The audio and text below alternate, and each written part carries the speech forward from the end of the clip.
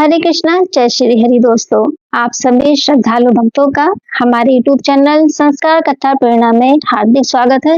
भगवान श्री हरि, भगवान शिव और समस्त देवी देवताओं की कृपा आप सभी पर सदैव बनी रहे। तो आज आषाढ़ मास के कृष्ण पक्ष का 5वां दिन है और 4 जुलाई शनिवार का पावन दिन भी है। आज पंचमी तिथि दोपहर 12:40 से लग जाएगी। ब्रह्म मुहूर्त प्रातः 4:13 से 5:01 तक रहेगा। सूर्योदय होगा सुबह 5:49 पर और सूर्यास्त शाम 7:12 पर होगा। आज राहु का सुबह 9:10 से 10:50 तक रहेगा। तो प्रिय दोस्तों, आषाढ़ मास का प्रत्येक दिन हमें धर्म, भक्ति, सत्य और सदाचार की ओर आगे बढ़ने की प्रेरणा देता है। आज की कथा भी हमें यही संदेश देती है कि सच्चा मनुष्य वही है जो कठिन से कठिन परिस्थिति में भी धर्म और सत्य का साथ नहीं छोड़ता।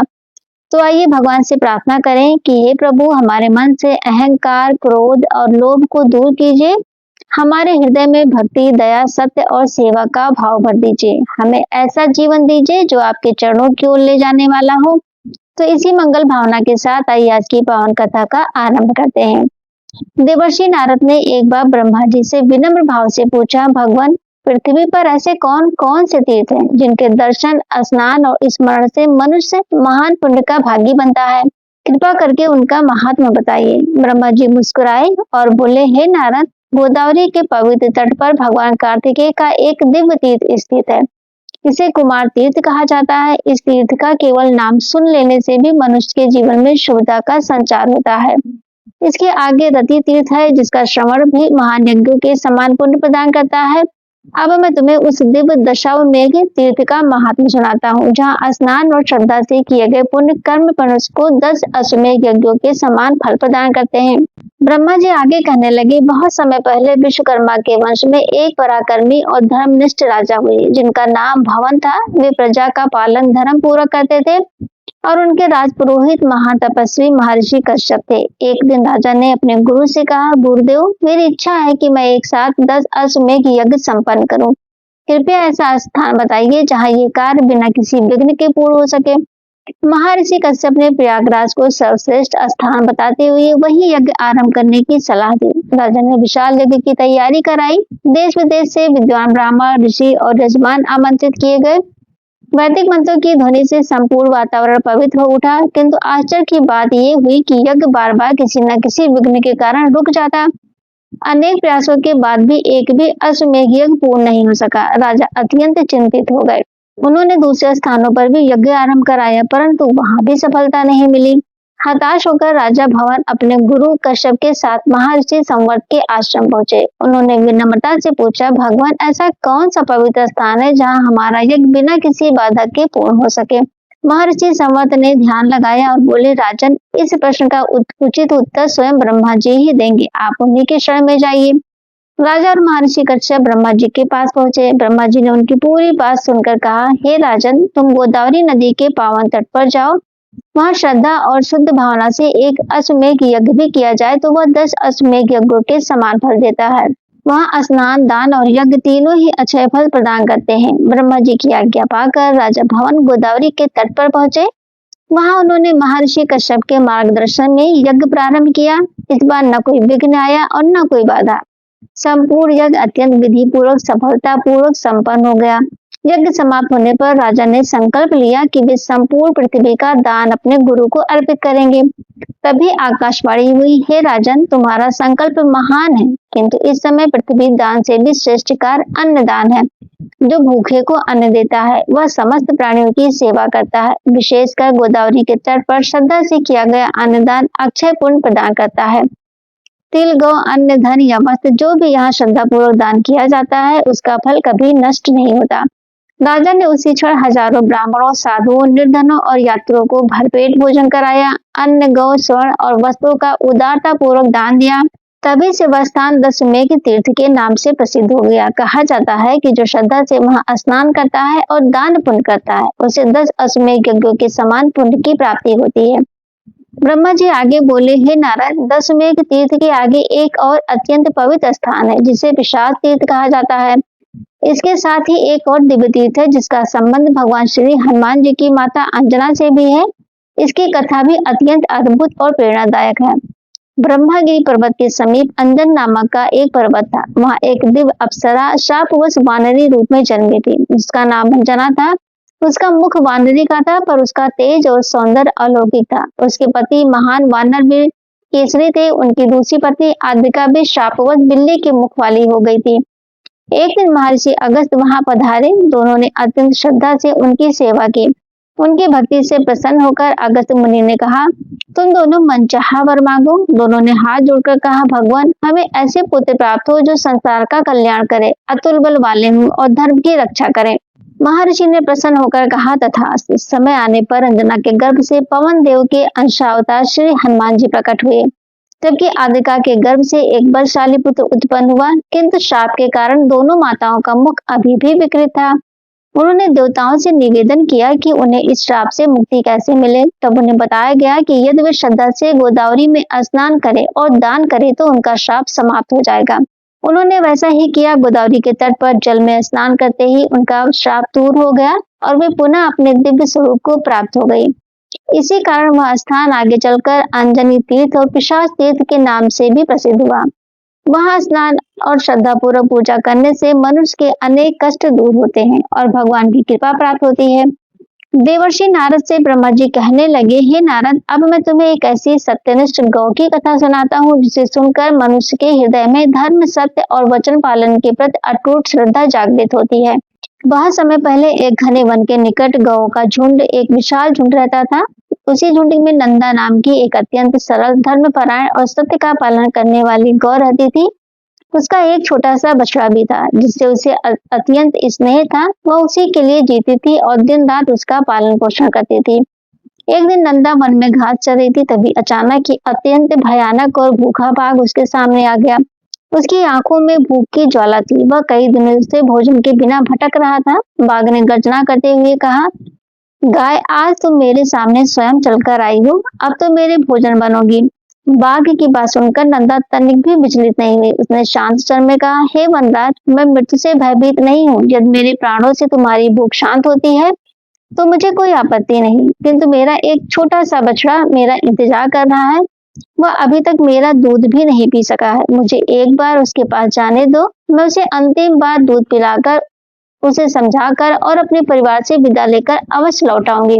मैं तुम्हें अपने सत्य का वचन देती हूँ। बाघ आश्चर्यचकित रह गया। उसने कहा, क्या कभी ऐसा भी होता है कि मृत्यु के मुख से बचकर कोई स्वयं वापस लौट आए? संसार में अपने प्राण सभी को प्रिय होते हैं। कौन अपने जीवन को छोड़कर मृत्यु को गले लगाता है? नंदा बोली, सत्य से बढ़कर मेरे लिए कुछ भी नहीं है। यदि मैंने वचन दिया है तो मैं उसे अवश्य निभाऊंगी। असत्य बोलकर बचा हुआ जीवन भी मेरे लिए व्यर्थ है। नंदा की दृढ़ता देखकर बाघ कुछ क्षण मौन रहा, फिर बोला, ठीक है, मैं तुम्हें जाने देता हूँ, लेकिन याद रखना, यदि तुमने अपने वचन का पालन नहीं किया तो तुम्हारा सारा धर्म व्यर्थ हो जाएगा। नंदा ने भगवान का स्मरण किया, बाघ को प्रणाम किया और तेजी से अपने बछड़े की ओर चल पड़ी। चलते समय उसके नेत्रों से आंसू बह रहे थे। उसका हृदय भारी था, क्योंकि वो जानती थी कि ये उसके जीवन का अंतिम दिन भी हो सकता है। जब वो अपने बछड़े के पास पहुंची तो बछड़ा प्रसन्न होकर दौड़ता हुआ आया और माँ का दूध पीने लगा। लेकिन आज माँ के चेहरे की उदासी देखकर वो घबरा गया। उसने पूछा, माँ, आज तुम इतनी दुखी क्यों हो? तुम्हारी आंखों में आंसू क्यों है? क्या कोई संकट आ गया है? नंदा ने अपने आंसू रोकते हुए कहा, बेटा, पहले प्रेम से दूध पी लो, शायद आज ये हमारा अंतिम मिलन हो। बच्चा ये सुनकर कांप उठा। उसने पूछा, माँ, ऐसा क्यों कह रही हो? तब नंदा ने पूरी घटना उसे बता दी कि उसने एक भूखे बाघ को अपने प्राण देने का वचन दिया है और अब उसे वापस जाना ही होगा। ये सुनते ही बछड़े की आंखों से आंसू बहने लगे। उसने माँ के चरणों में सिर रखकर कहा, यदि तुम जाओगी तो मैं भी तुम्हारे साथ चलूंगा। मैं तुम्हारे बिना एक क्षण भी जीवित नहीं रह सकता। यदि बाघ तुम्हें खाएगा तो मुझे भी खा ले। माँ के बिना जीवन का कोई अर्थ नहीं। नंदन ने स्नेह पूर्वक उसे अपने पास बैठाया और बोली, बेटा, प्रत्येक जीव की मृत्यु का समय भगवान पहले से निश्चित करते हैं।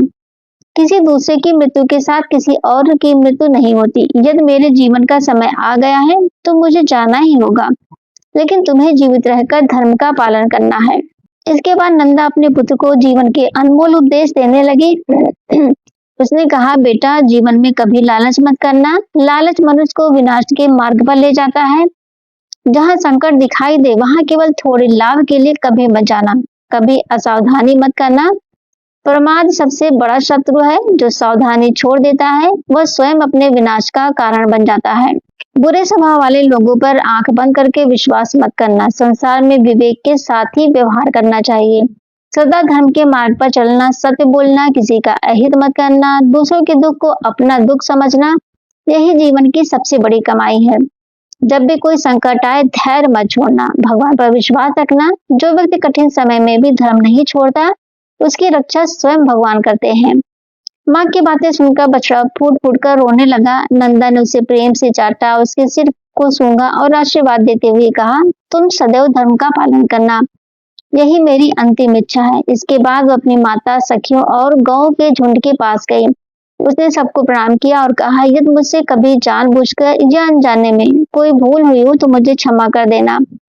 अब मैं अपने दिए हुए वचन को पूरा करने जा रही हूँ। ये सुनते ही सभी गौएं रोने लगी। उन्होंने नंदा से कहा, बहन, प्राणों की रक्षा करना भी धर्म है। यदि तुम वापस नहीं जाओगी तो इसमें कोई दोष नहीं लगेगा। संकट के समय अपने प्राण बचाना उचित माना गया है।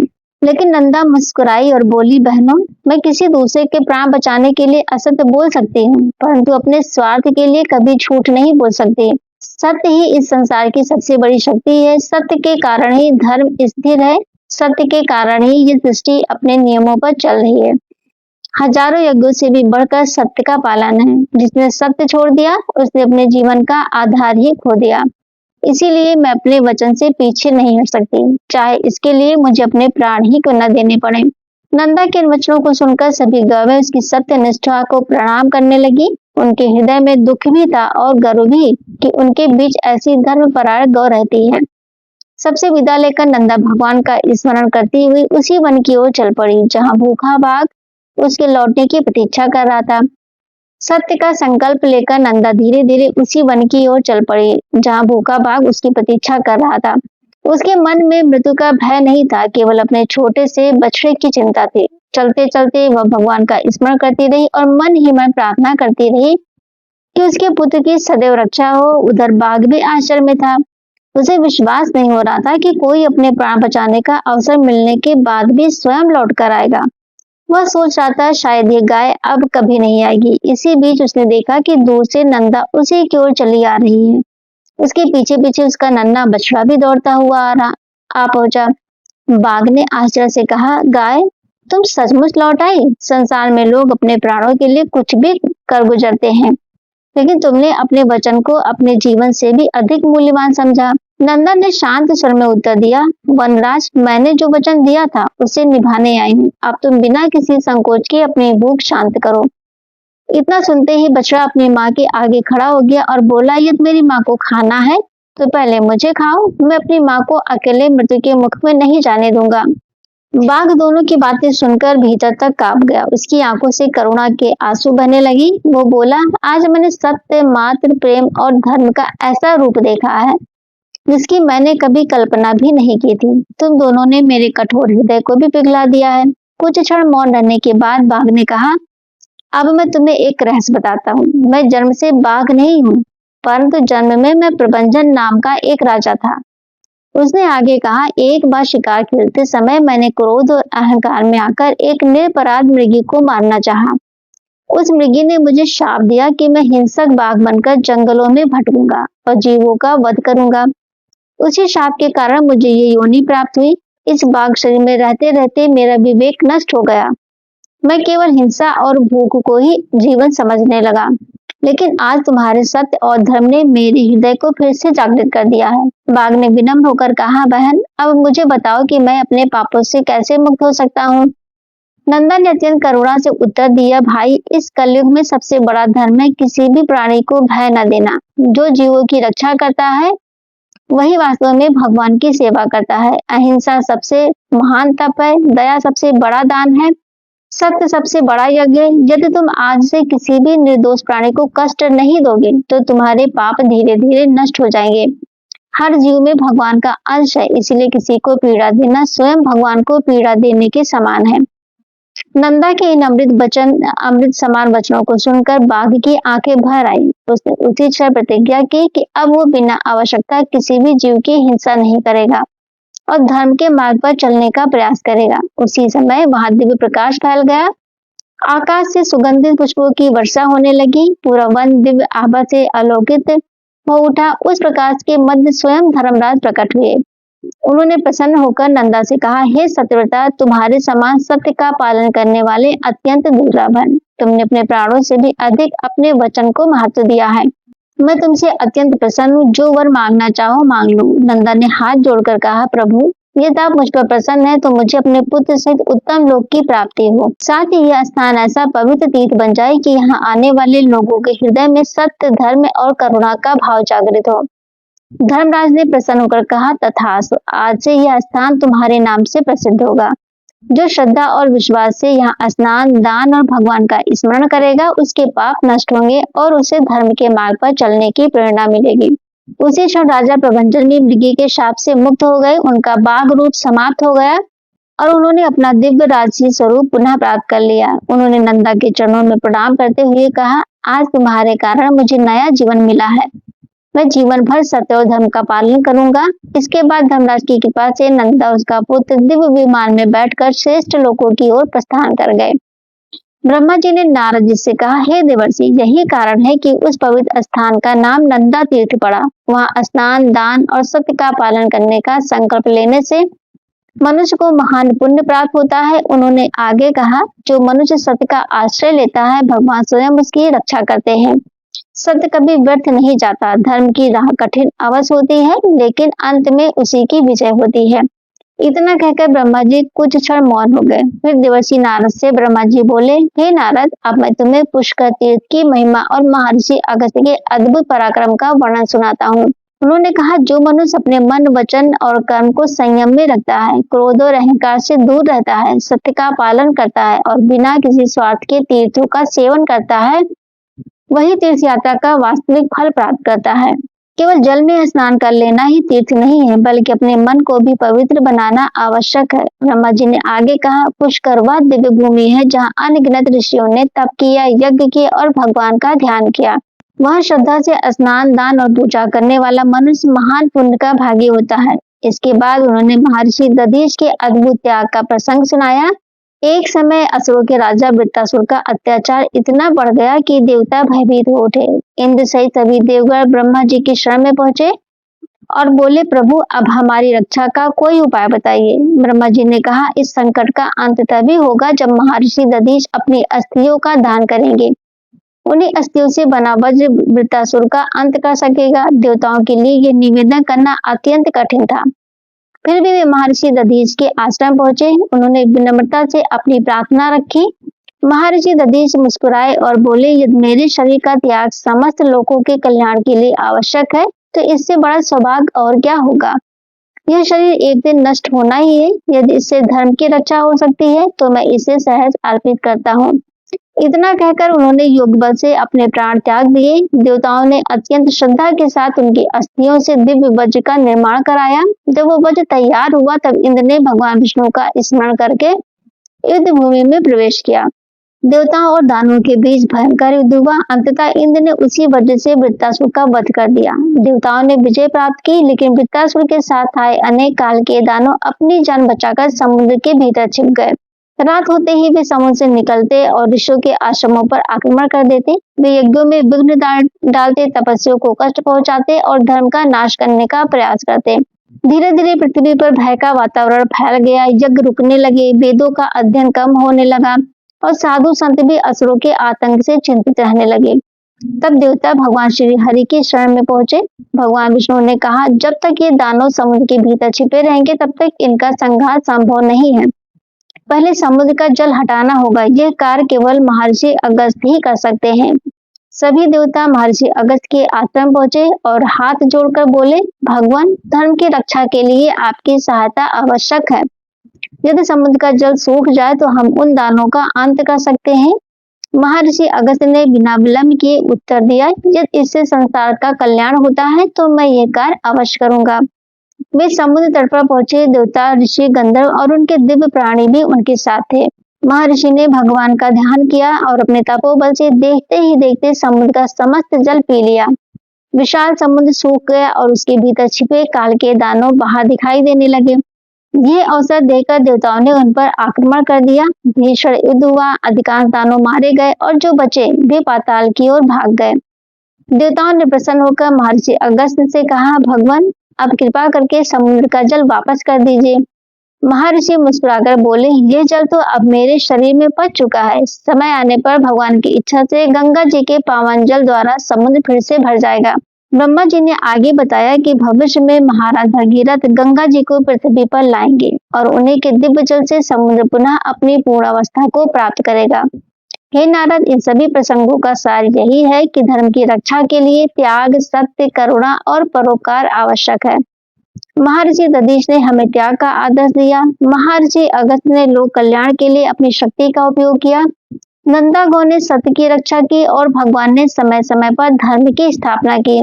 तो प्रिय दोस्तों, हमें भी अपने जीवन में सत्य बोलने, माता पिता और गुरु का सम्मान करने, किसी का हित न करने, दान पुण्य करने और भगवान के नाम का निरंतर स्मरण करने का संकल्प लेना चाहिए। यही इस कथा का वास्तविक संदेश है। तो आज की कथा यहीं पूर्ण होती है दोस्तों। यदि आपको ये पावन कथा पसंद आई हो तो वीडियो को जरूर से जरूर लाइक किया करें और अपने परिवार और मित्रों के साथ जरूर शेयर करें।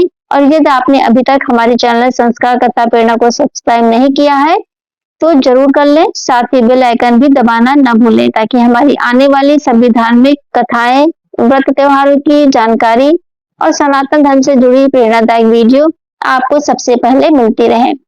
श्री हरि की कृपा आप सभी पर सदैव बनी रहे। तो फिर मिलते हैं अगले वीडियो में, तब तक के लिए जय श्री कृष्णा दोस्तों।